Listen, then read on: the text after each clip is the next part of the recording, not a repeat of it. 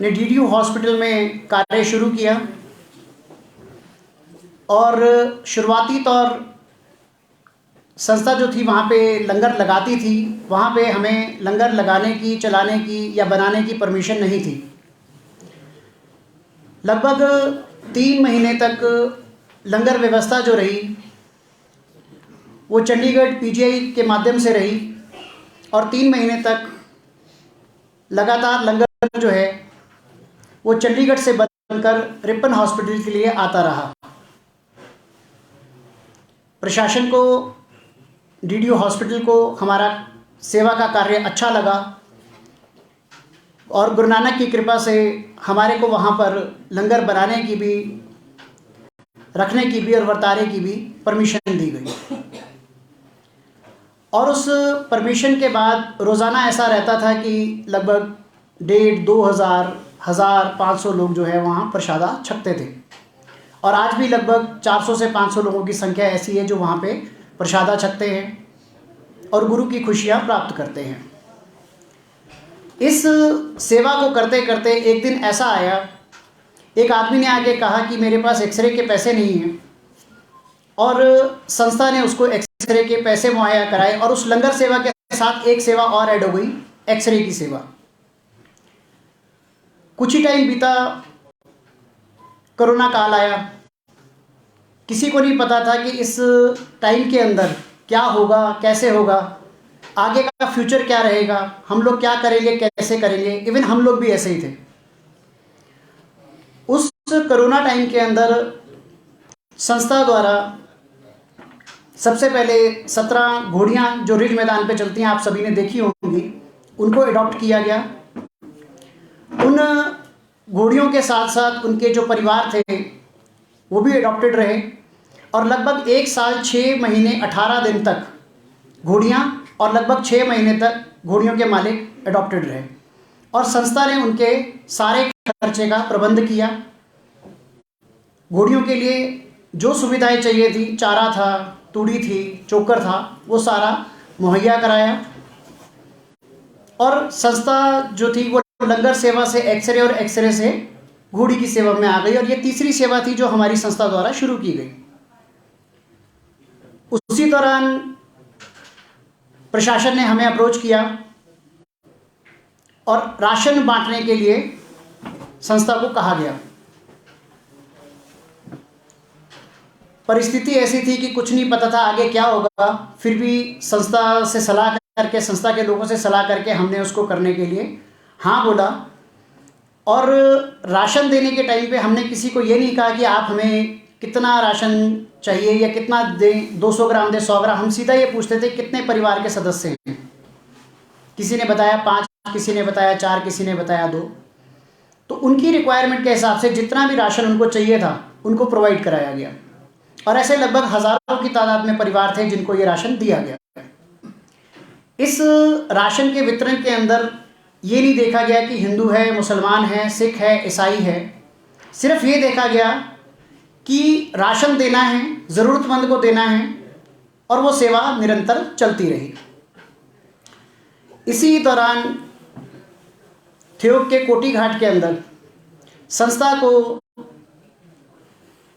प्रशासन के एक अधिकारी के द्वारा पता लगा कि वहाँ पे एक बुजुर्ग का मकान गिर गया और उन्होंने मेरे से कहा कि आप इसके लिए हमारे को 10,000 की मदद कीजिए। तो मैंने कहा 10,000 से क्या होगा, आप वहाँ चलते हैं और जाकर देखते हैं जो परिस्थिति होगी।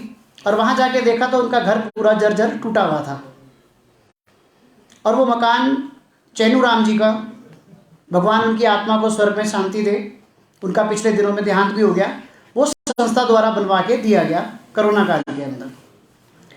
इसी तरह से जितने भी पेशेंट्स डीडीयू हॉस्पिटल के अंदर एडमिट रहते थे, किसी को फ्रूट, किसी को खाने के लिए पनीर या किसी भी तरह की कोई चीज़ की आवश्यकता होती थी तो संस्था के माध्यम से उनको दिया जाता था। इसी कड़ी को आगे बढ़ाते हुए संस्था द्वारा कोरोना काल के अंदर डीडीयू प्रशासन के माध्यम से 250 पेटी पानी की, 100 बिस्तरे कोरोना के अटेंडेंट्स के लिए, जो कोरोना के टाइम पे पेशेंट्स के साथ अंदर रहते थे उनके लिए संस्था द्वारा मुहैया कराए गए। थोड़ा टाइम गुजरा, परिस्थितियां और टाइट हुई, तो एक ऐसी भी परिस्थिति आई जब कोरोना काल के अंदर जो कोरोना पीड़ित महिलाएं होती थी, उनसे जो बच्चे जन्म लेते थे, उनके लिए कोई सुविधा नहीं थी। प्रशासन ने फिर हमें अप्रोच किया, फिर हमारे को रिक्वेस्ट की गई और हमने 100 जोड़ियाँ गर्म और 100 जोड़ियाँ ठंडे कपड़ों की उन छोटे नवजात बच्चों के लिए संस्था द्वारा दिए गए। इसके अलावा ज़रूरतमंदों को गर्म कपड़े, बच्चों को गर्म कपड़े, ज़रूरतमंद बच्चों की पढ़ाई, फ्री दवाइयाँ और न जाने कितनी सेवाएं हैं जो संस्था द्वारा 2019 से शुरू हुई और निरंतर चलती आ रही हैं। इस साल के अंदर 2021 में और 2022 जो संस्था द्वारा कार्य किए गए, मैं आपको थोड़ी सी उनकी जानकारी दूंगा, क्योंकि संस्था जो है वो सिर्फ लंगर तक सीमित नहीं रही, सेवा का कार्य था। जैसे जैसे संगत के पास सुविधाएं आती रही, संगत हमें देती रही और हम संस्था के माध्यम से वो सुविधाएं आगे लोगों तक पहुंचाते रहे। और इसी टाइम के अंदर हमने 2 ऐसे बच्चों के ऑपरेशन भी कराए हार्ट के, जिनका लाखों का खर्चा था। जहां भी कोरोना के अंदर आग लगी, संस्था ने उस आग जगह जो पीड़ित लोग थे उनका पूरा खर्चा उठाया, पूरे उनके घरों का सामान दिया। इसके अलावा इसी साल के अंदर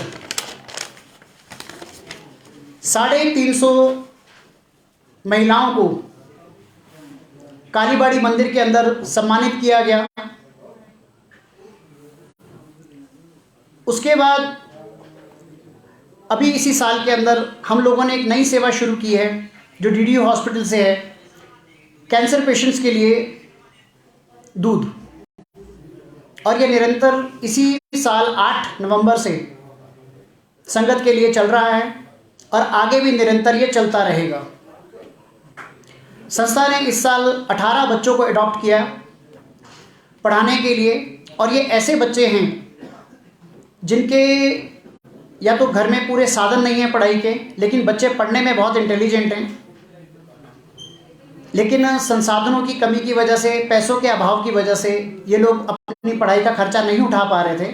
तो ऐसे 18 बच्चे स्कूल के अप्रोच के बाद, स्कूल के माध्यम से उसका पूरा खर्चा लगभग 1,25,000 रुपये साल का है, वो सालाना जो है वो संस्था द्वारा उठाया जाता है। अभी रिसेंटली हम लोगों ने जो नए सेवा के कार्य शुरू किए हैं, जो इस पूरी प्रेस कॉन्फ्रेंस को करने का हमारा उद्देश्य है, हम लोगों ने अब ये फैसला लिया है कि लंगर, दवाइयाँ और भी जो काम हैं सेवा के, उसको करते हुए आगे हम कुछ ऐसा करेंगे जिससे हमारे देश का भविष्य सुधरेगा।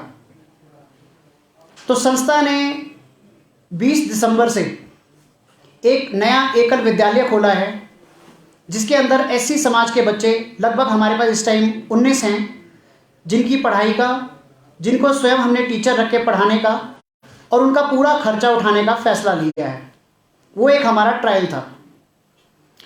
उस ट्रायल को हमने अभी तक किया, आज 10 दिन हो गए हैं लगभग हमारे को उसको करते हुए। In the mean time Guru Nanak बादशाह की ऐसी कृपा हुई कि हमारे को ठियोग से एक गवर्नमेंट स्कूल से एक बच्चे के बारे में पता लगा जो शुगर पेशेंट था, और संस्था ने उसका, अनु नाम की लड़की का जो दमियाना से है, उसका पूरा खर्चा, पूरा इलाज जितना भी उसका होगा वो महीने का उठाने का फैसला लिया। अभी पिछले दिनों में हम लोगों ने ये फैसला लिया कि जैसे हम लोग ये काम और सेवा करते आ रहे हैं, तो क्यों ना हम लोग और ज़्यादा इसको बेटर करें। तो संस्था ने ये फैसला लिया कि हम लोग जो हैं, जो बगैन का स्कूल है, जो गवर्नमेंट सेकेंडरी स्कूल है, उसके अंदर से 52 बच्चों को चिन्हित किया गया जिनके पास अपने पैरों में चप्पल नहीं थी, किसी के पास फटा हुआ जूता था, स्कूल की यूनिफॉर्म्स जो हैं वो सिर्फ सरकार की तरफ से मिलती हैं, इसके अलावा जो बाकी चीज़ें हैं वो नहीं मिल पाती। तो ऐसे 52 बच्चों को और प्लस उस पूरे स्कूल को, कि जिसको जब ने ऑफिशियली अडॉप्ट किया है, आने वाले समय के अंदर, अगले साल के अंदर जो हमारी योजनाएं हैं, मैं थोड़ा सा उसके बारे में भी आप लोगों को बताना चाहूँगा। और फिर परमपिता परमेश्वर ने चाहा तो अगली प्रेस कॉन्फ्रेंस 1 साल बाद करेंगे। उम्मीद है बीच में नहीं करने की ज़रूरत पड़ेगी। हम लोग नए 3 स्कूल अडॉप्ट करेंगे जिसमें ज़रूरतमंद बच्चों को पढ़ाया जाएगा। उनकी सारी सुविधाओं को, जो भी उनकी ज़रूरत का सामान है, जैसे कि बच्चों को एनीमिया की बहुत ज़्यादा कमी है जो हम लोगों ने पिछले 10-12 दिन में महसूस किया, उनके खाने पीने का जो भी खर्चा आएगा, जो भी उनको ज़रूरत की चीज़ें चाहिए होंगी, वो संस्था उनको मुहैया कराएगी। चाहे वो खाने की चीज़ है, चाहे पीने की है, चाहे कपड़ा है, चाहे जूता है, चाहे स्कूल की फ़ीस है, और जहाँ तक वो बच्चा पढ़ना चाहेगा उसका एक हम लोग क्राइटेरिया सेट करेंगे और उस बच्चे को पढ़ाने की पूरी जिम्मेदारी जो है वो करेंगे। आने वाले समय के अंदर जो हमारा 2000 इन 4 जगहों पे सिलाई सेंटर मशीनें दी जाएंगी और जनवरी या फ़रवरी तक जुनगा के अंदर एक नया ट्यूशन सेंटर खोला जाएगा जिसमें ज़रूरतमंद बच्चों की पढ़ाई का इंतज़ाम किया जाएगा। मैमोग्राफी के क्षेत्र में जैसे कई महिलाएं हैं, जो कई लोग हैं अपना टेस्ट नहीं करा पाते, तो ऐसे लोगों के लिए हमने चंडीगढ़ के अंदर फ्री ऑफ कॉस्ट मैमोग्राफी की सुविधा उपलब्ध करवाई है, जिसका पूरा कोरोना काल अगर आया और उसमें बहुत ज़्यादा पेंडेमिक हुआ, जो कि मुझे लगता है कि नहीं होगा, तो संस्था पूरा सरकार के साथ पूरा सहयोग देगी और कंधे से कंधा मिलाकर चलेगी। जिस भी चीज़ की आवश्यकता सरकार द्वारा संस्था से की जाएगी, हम उम्मीद करते हैं कि हम उस चीज़ को पूरा करेंगे। संस्था के पास इस टाइम पे कोरोना से निपटने के लिए सभी तरह के संसाधन हैं और संस्था पूरी तरह से इसको करने के लिए संपन्न है। इन्हीं शब्दों के साथ मैं अपने शब्दों को विराम दूंगा। धन्यवाद।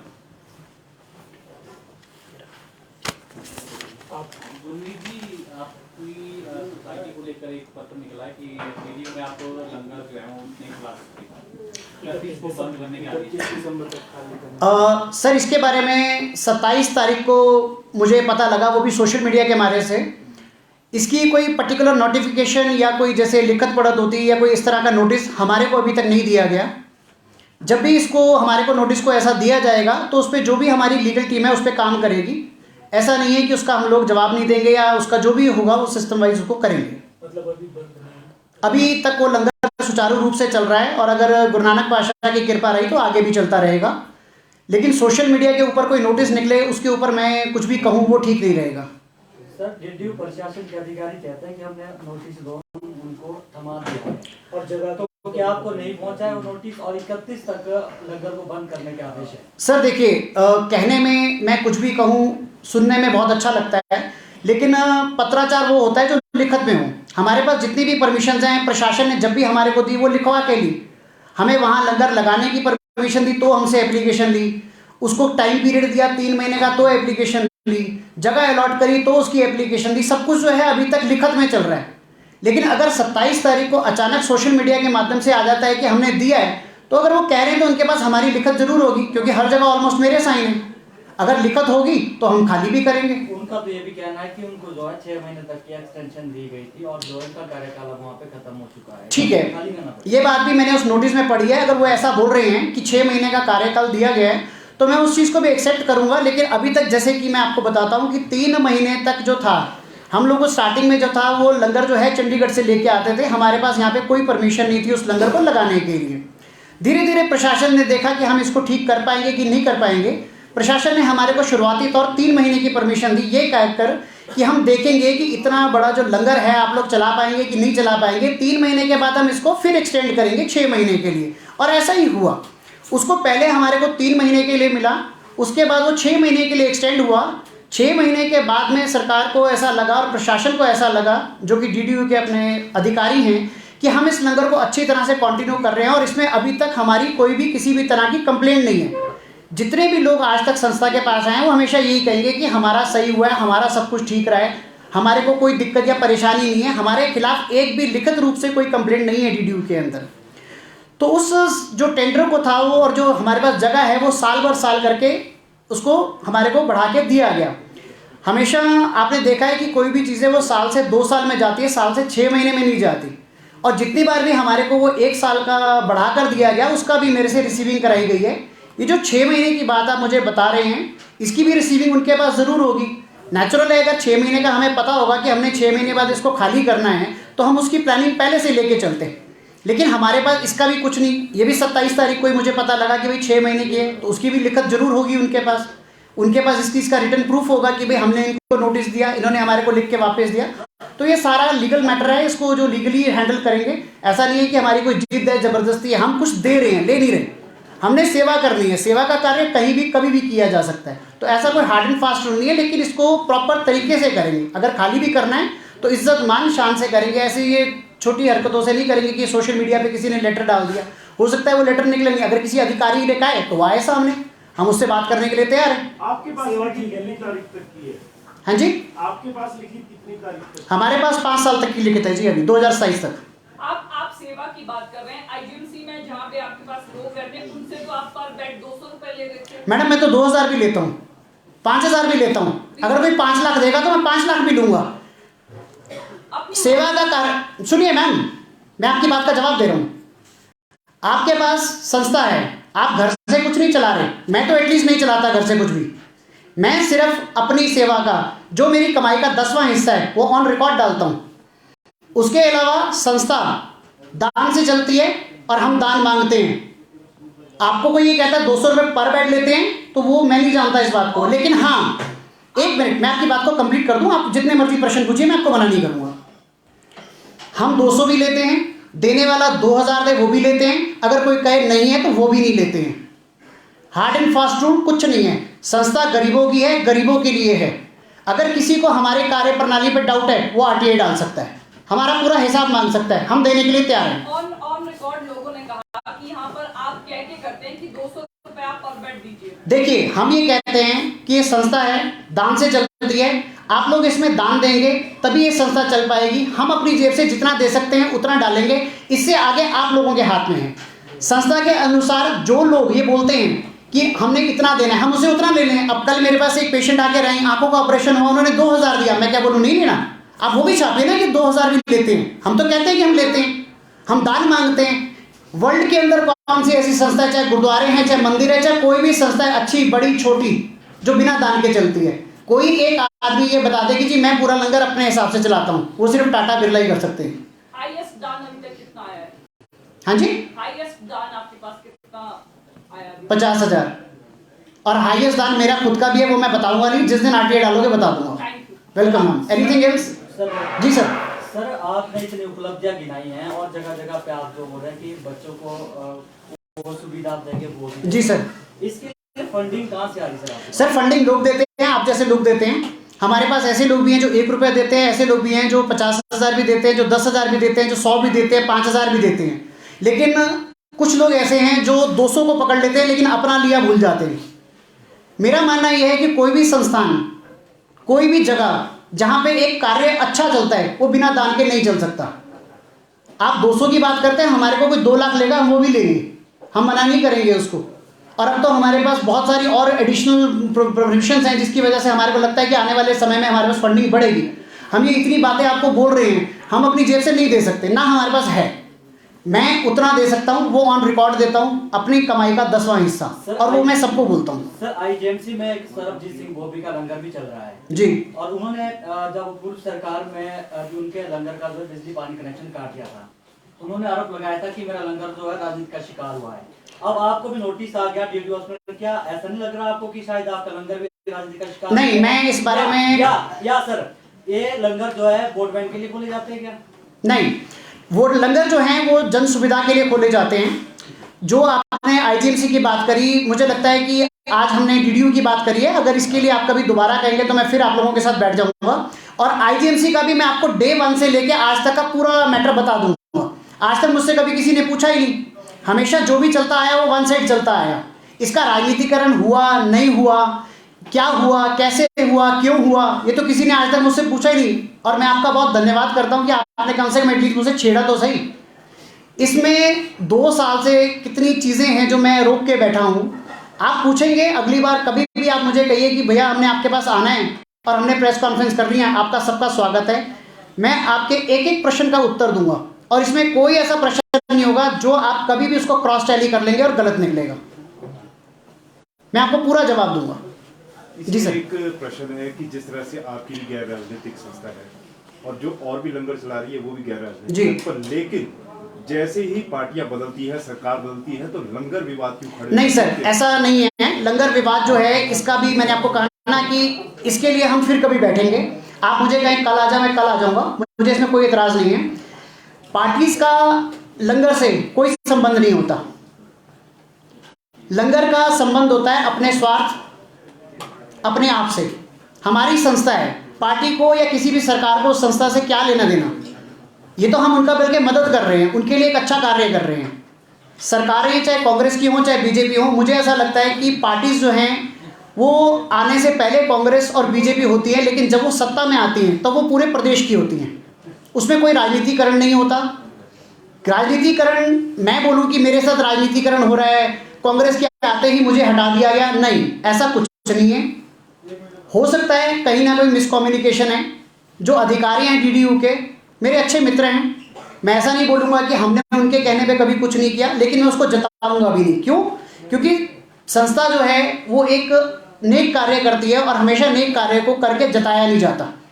अगर जताने की बात हो या एक राज्य करता है या वो राज्य में उनको इस तरीके से करना कि राजनीतिकरण है, एक पार्टी जा रही है दूसरी आ रही है, ऐसा नहीं है। अगर हमें कल को लंगर हटाना भी पड़ेगा तो इस चीज को खत्म करने के लिए कि लंगर जो है वो राजनीति के भेंट चढ़ते हैं, हम कहीं भी हॉल किराए पे लेकर डीडीयू का जो हॉल है वो खाली कर देंगे। ऐसा कोई लगाव नहीं है, हम दे रहे हैं, वहां पे कुछ ले नहीं रहे।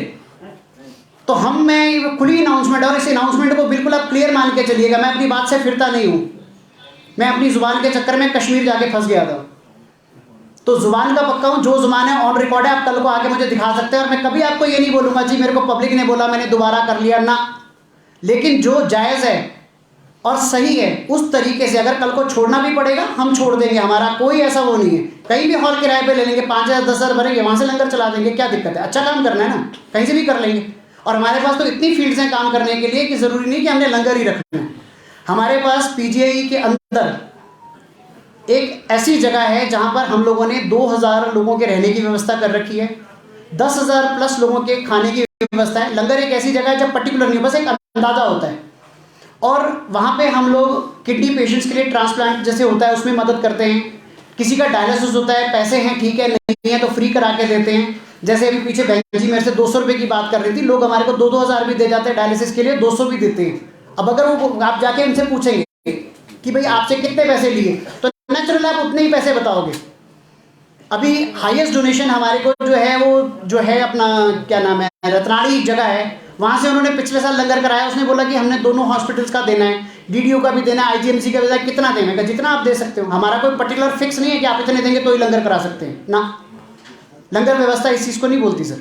तो पॉलिटिकली लंगरों को जोड़ना गलत है। हाँ, ये जो आप मेरे से आईजीएमसी की बात कर रहे हैं, जब मर्जी हम दोबारा सब भाई हैं बैठ सकते हैं, जो प्रश्न पूछेंगे जैसा पूछेंगे मैं उसका प्रॉपर जवाब दूंगा आपको, और फिर आपको खुद पता लग जाएगा कि राजनीतिकरण कौन कर रहा है कौन नहीं कर रहा है।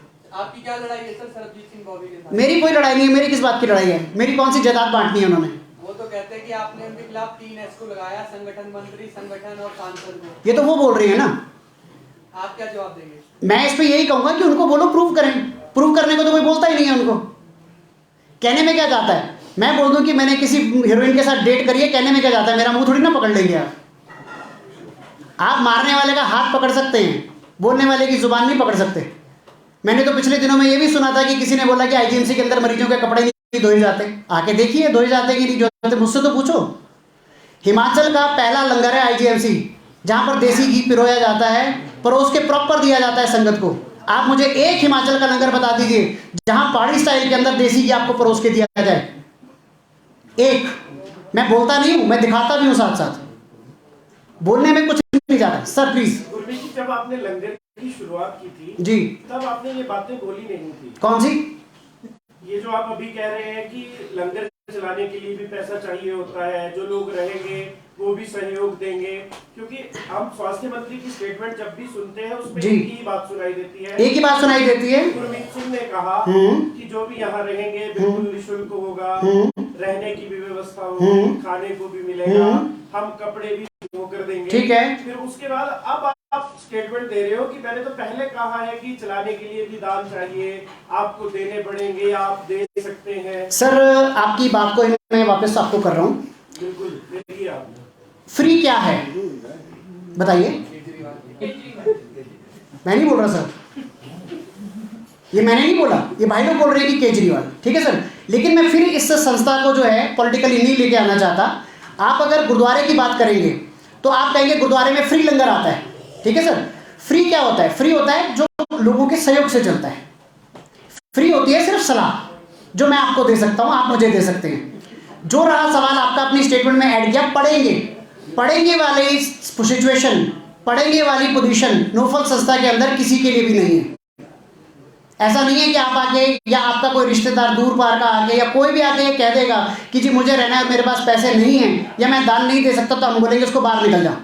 आज की डेट के अंदर 300 से 350 लोग ऐसे हैं जो निःशुल्क कंबल लेके जाते हैं, लेकिन रोज सुबह आके 50 रुपए, 10 रुपए, 20 रुपए दान देकर जाते हैं। दान देना और जबरदस्ती लेना दोनों में फर्क है। तो मतलब आप मांग भी नहीं ना सकते, तो आप तो बोलते हो कि नहीं भाई ऐसा दोस्तों को। सर दान तो मांगेंगे ना, दान मांगे बिना कैसे चल रहा है? सर आप मैरिड हैं कि अनमैरिड हैं?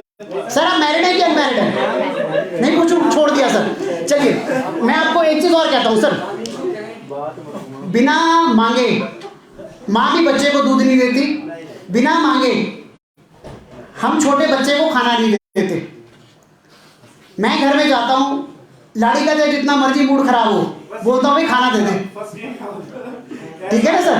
नहीं ऐसा है, आप मांग नहीं सकते हैं सर। दान मांग सकते हैं, बड़े बड़े संत मैं आपको गिनवा दूंगा जो दान मांगते हैं, ना सिर्फ हिंदुस्तान के अंदर, अब्रॉड जाके भी मांगते हैं। फिक्स कुछ नहीं है। जिन टर्म्स एंड कंडीशन पे आपने लंगर लिया था उन टर्म एंड कंडीशन पे मांगना नहीं है सर। जिन टर्म्स एंड सुनिए सर, आप ये बात स्वीकार करिए, स्वास्थ्य मंत्री की ऑन सर उन्होंने कहा था कि खाने की सुविधा, मैंने वो स्टेटमेंट सुनी थी जब ये आई थी। स्वास्थ्य मंत्री जी ने कहा था कि जो लंगर व्यवस्था है वो निःशुल्क, वो तो आज भी है। हमको ये थोड़ी ना बोलते हैं कि ला भाई 10 रुपए दे या 8 रुपए दे, या मैं ये बोलता हूँ ना पर्ची नहीं सर, आप फिर उसको गलत लेके जा रहे हैं। दान मांगना मैं नहीं मांगता, मेरे साथ और भी लोग हैं, ये बैठे हैं, ये अपने पास से भी दान देते हैं। मैं इनको भी कई बार बोलता हूँ जब भी हमने किसी चीज़ को लेना होता है। अभी हम जैसे एजुकेशन सेंटर खोल रहे हैं तो इसके लिए एक संस्था है, इसके लिए हमारे पास कुछ लोग चंडीगढ़ से जुड़े हैं जो इस टाइम पे इन्फोसिस में काम कर रहे हैं। उन्होंने मुझे खुद प्रपोजल बना के दिया है कि भाई हमने सबने IIT करी है, हम चाहते हैं कि शिक्षा का स्तर बढ़े, तो वो इसकी जो है वो सैटरडे संडे में आके कोचिंग दिया करेंगे। वो हम सब आगे की बातें, जैसे जैसे हम इस तरह के एजुकेशन सेंटर्स खोलेंगे, हमने इसके अंदर वो कोचिंग करानी है जिसके लिए लोग 70-70, 50-50 हज़ार रुपये दे के पढ़ते हैं, हमने फ्री करानी है। फ्री का मतलब है कि उनके जाने का खर्चा सारा संस्था उठाएगी। लेकिन मेरा मानना है फ्री तो फिर फ्री है, आप लंगर के बाहर कभी भी फ्री देखा नहीं मिलेंगे, लंगर सेवा देखेंगे, ठीक है ना सर? जी सर। सर इंग्लैंड में आपने एक ऑफिस खोला था प्रॉपर्टी को लेकर जी, उसमें शायद उसमें कुछ गड़बड़झाला सामने आया था, इस तरह का कुछ मामला सर मैंने हिमलैंड के अंदर और उस पे आप पर शायद आरोप भी लगे। नहीं ऐसा कुछ नहीं है। उसमें जो सौरभ सर को जो एक एडिशन इसके साथ, हाँ बताइए। जो सौरभ सूद जी उनका कहना है कि 2016 से आपने उनके 35,000 रुपए दे रहे हैं, उन्होंने आपको वो इस बात को प्रूव कर दें, जिसकी सुनिए मेरी बात को, मैं उसका जवाब देता हूँ। मैंने आपसे 2 लाख रुपए लेना है और मैं सार्वजनिक रूप पे कह रहा हूँ, ठीक है सर? ये आपको पता है या मुझे पता है, ठीक है? आप उस 35,000 रुपए को, मैं अभी आप सबके बीच में बोल रहा हूँ, अगर वो ये बोल दें कि 35,000 रुपए लेना है और मेरे पे प्रूव हो गए, मैं 35 सेकंड लगाऊंगा उनको 35,000 को देने में। अगर नहीं देने, मैंने बल्कि उनको किसी की गारंटी के पैसे भरे हैं और वो मैंने ऑन रिकॉर्ड भरे क्योंकि मुझे पता था आदमी को कभी भी बोल सकता है वो। अगर आप मुझसे वो स्टेटमेंट मांगेंगे वो मैं स्टेटमेंट आपको दे दूंगा। एक चीज, एक बंसल ट्रेडिंग कंपनी है, उनके 1.5 लाख रुपए चावल के बचते हैं, क्या ऐसा? कौन सी ट्रेडिंग कंपनी है? बंसल ट्रेडिंग कंपनी करके है। ऐसे तो और भी लोग हैं जिनका 4,000 लाख है, 5 लाख है, 6 लाख है। आपकी देनदारियां हैं? हाँ, देनदारी तो संस्था की है। तो वो तो मांग रहे हैं, उनको क्यों नहीं दे रहे? दे रहे हैं, वो कहते हैं कि नहीं दे रहे, वो बोल रहे हैं कि नहीं दे उनको बोलो आए सामने, मुझे कहा उन्होंने, मैं ऑन रिकॉर्ड दिखा दूंगा कि हम पैसा दे रहे हैं। उनको तो नहीं दिया आपने। दे रहे हैं, हर महीने दे रहे हैं, लंगर से आप ले रहे हो, 1.5 लाख दे नहीं रहे तो हर महीने उनको पैसा जा रहा है। वो कह रहे हैं 1.5 लाख रुपए देना आपने। आप वो दिखाएं। मैं बोल रहा हूँ आपको। अरे आप बोल रहे हैं मेरे भाई। सर एक बात है, आप पत्रकार, देखिए आप एक मिनट आपकी बात, जी बताइए। पत्रकार वार्ता के जरिए अगर आप अपनी बात पहुंचा रहे हैं तो जो पत्रकार के पास बात है तो उसका जवाब तो आपको ही देना मैं होगा। आपको जवाब दे रहा हूँ कि हम दे रहे हैं। वो कह रहे हैं कि नहीं दे रहे तो आप ठीक है, उनको बोलिए आप अपना खाता चेक करा दीजिए, मैं अपना खाता चेक करा दूंगा संस्था का। आपने उनको दे दिया और सौरभ सूद को आपने देने नहीं। हम पैसे दे रहे हैं उनको, मैंने नहीं कहा दे दिए, संस्था उनको पैसा दे रही है। ऐसे देनदारियां संस्था के ऊपर हमेशा रहेंगी। आज हो सकता है 10 लाख की देनदारी है, कल को 20 भी रहेगी। लेकिन अगर कोई आदमी ये कहता है कि संस्था हमारा पैसा मार रही है या पैसा नहीं दे रही, तो गलत है। चाहे संस्था थोड़ा करके देती है, ज्यादा देती है, वो पैसा गुरमीत ने नहीं देना। गुरमीत के ऊपर किसी एक आदमी का देनदारी दिखा दो, मान जाऊंगा। संस्था जो है वो हमेशा जरूरतमंदों की रहती है, गरीबों की संस्था रहती है। पैसा आएगा, पैसा दिया जाएगा। उसका सिर्फ मैं एक गारंटर हूं कि आपका पैसा डूबेगा नहीं। और हम ये बात पहले ही बोल देते हैं कि भाई संस्था का काम है, सोच के दे, पैसा होगा देंगे, नहीं होगा मैं दूंगा। ऐसा नहीं होगा कि तेरा पैसा डूब जाएगा, वो पैसा मैं दूंगा। बट संस्था वो ये बोल रही कि पैसा नहीं आ रहा, उनको बोलो हम संस्था की भी स्टेटमेंट मंगा लेते हैं, आप अपनी भी स्टेटमेंट दे दो, दूध का दूध पानी का पानी हो जाएगा। मैं इसमें एक क्लैरिफिकेशन चाह रहा हूँ कि जो आपके चावल वाले पैसे वो तो आप देंगे, वो एक प्रोसीजर है, लेकिन आप कह रहे हैं कि जो सौरभ सूद जी के पैसे आपने उसमें कोई बिल्कुल नहीं, मैं अपनी स्टेटमेंट से आपको पैसे को दिखा सकता हूँ कि मैंने उनको पैसा दिया है। दूसरी बात, जो भाई साहब ने क्वेश्चन आपने पूछा था ना, वो हिमलैंड वाला, वो हिमलैंड की जो जगह थी वो किसी कंपनी ने ली थी, वहां ली थी, जो भी था वो, ठीक है। मेरा अपना इंडिविजुअल बिल्डर का काम है और आज भी है। मेरा अपना पैसा पर्टिकुलर किसी के ऑफिस से, किसी की जगह से देने का हो, मैं आज भी देने को तैयार हूं।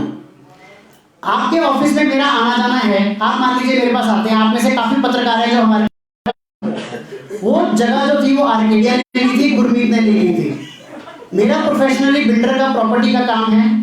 मेरे को प्रॉपर्टी खरीदने और बेचने के अंदर जहां फायदा लगेगा मैं वहां जाऊंगा। सर आरोप आप पे लगे ना कि उन्होंने किया, पैसे का घोटाला किया उन्होंने, आरोप आप पे लगे ना। सर आरोप होना, अगर लोगों ने, सुनो सर, आपने दिलानी थी प्रॉपर्टी सर किसी, नहीं, आप फर्क है ना। अगर आप इस तरह से काम करें तो आपकी संस्था कौन, मैं आपको थोड़ा सा जानकारी दे देता हूँ, आप थोड़ा सा मिस कम्युनिकेट करें। नहीं हम नहीं कर रहे। नहीं आप कर रहे थोड़ा सा। मैं प्लॉट या जगह दिलवाने का काम नहीं करता। मैं जगह खरीदता हूँ, अपने पैसे से खरीदता हूँ, किसी पड़ोसी से भी नहीं मांगता, उसको बनाता हूँ, बेच देता हूँ। आपके पास मुझे कोई सस्ती प्रॉपर्टी नजर आएगी, मैं आपके पास चल कर आऊंगा उसको लेने के लिए। जो चीज आप कह रहे हैं उसका फर्क है। आपका क्या कहना है? आपका कहना है कि मैंने इनसे जब मिलवाया, इनको मिलवाया और पैसे ले लिए, ऐसा एक भी आरोप आप मेरे पे दिखा दो, एक। हाँ, मैं अपनी प्रॉपर्टी खरीदने के लिए मुझे कोई दिक्कत नहीं है। आपने किसी की देनदारी करनी है वो आपकी प्रॉब्लम है, मेरी नहीं है। मुझे आपसे अगर प्रॉपर्टी सस्ती मिल रही है, मैं तो काम ही ऐसा करता हूँ साल में 2 बार का, मैं तो इंतजार करता हूँ कि कब कौन आएगा जिसको टूटे हुए पैसों की जरूरत होगी, जिसने किसी की देनदारी करी होगी, मैं खरीदूँ। वो चाहे चोर हो, मुझे उससे क्या है, मेरे को अपने कागज पूरे होने चाहिए। दूसरी बात है कि मेरे कारोबार का संस्था से कोई लेना नहीं। संस्था की क्रेडिबिलिटी बिल्कुल ठीक है, संस्था बहुत अच्छे से चल रही है और आप सबके सहयोग से चल रही है। मैं ये बोलूँ कि मैं चला रहा हूँ, नहीं। सर आपके जो संगठन संबंध है, सांसद के साथ व्यक्ति संबंध है, तो एक चर्चा ये भी थी मार्केट में कि जो डॉक्टर साहब हैं डीडीयू के, उनको अपनी टिकट दिलवानी थी, टिकट मिला नहीं, इसलिए आप दोनों के बीच में बन गई। क्या सच्चाई है इस बात? देखिए, ये जो आप क्वेश्चन पूछ रहे हैं, संबंध तो मेरे आपसे भी अच्छे हैं। कुछ दिन पहले हमारी संस्था की जो वाइस प्रेसिडेंट हैं, जो पहले NSUI की जनरल सेक्रेटरी थी, उन्होंने आपसे किसी खबर को लगाकर चर्चा की थी और आप में से ही किसी ने उसको मना किया कि नोफल संस्था से जो है वो फेवर नहीं लेनी। अब मैं इस पे क्या बोलूं? सर, आपकी बात को मैंने काउंटर किया। आपने मेरे पे कहा कि ये आरोप है। आप जवाब दीजिए। सर ऐसा है ना, जिसने आपको बोला है इसकी तो क्लैरिफिकेशन वो ही दे सकता है। क्या आज भी टिकट दिलाने की बात? देखिए, मैंने आपको कहा ना, मेरे किससे अच्छे संबंध हैं, मेरे सबसे अच्छे संबंध हैं, मैं किसी से नहीं बिगाड़ता, मेरे सबसे अच्छे संबंध हैं। जिसने आपको ये जानकारी दी आप उससे पूछिए। गुरमीत जी काउंटर करने का सवाल है, हाँ या ना? मैंने आपको जवाब दे दिया। टिकट का दावा वादा किया था या नहीं किया? मैंने आपको उसका जवाब दे दिया कि जिसने आपको, मुझे तो पता ही नहीं कि इनको टिकट भी मिलनी थी, ये तो आपसे पता लग रहा है मुझे। ऐसी कोई डील नहीं थी ना? मेरी किसी से किसी तरह की कोई डील नहीं होती। मैंने आपको सिर्फ इतना कहा है कि जो आपको जो बात कहा करें ना, बोले भाई तेरे पास इसका प्रमाण है, देख ले, हम उससे पूछ लेंगे, प्रूव करेगा, ये चल नहीं देंगे। गॉसिप रहेगी तभी हमारे को लोग पहचानेंगे। आप भी देंगे ना गॉसिप का जवाब? मैं क्यों दूंगा भाई? आपके बारे में तो आप ही देंगे। मैं क्यों दूंगा? क्योंकि आपके बारे में इस वजह। Sir of record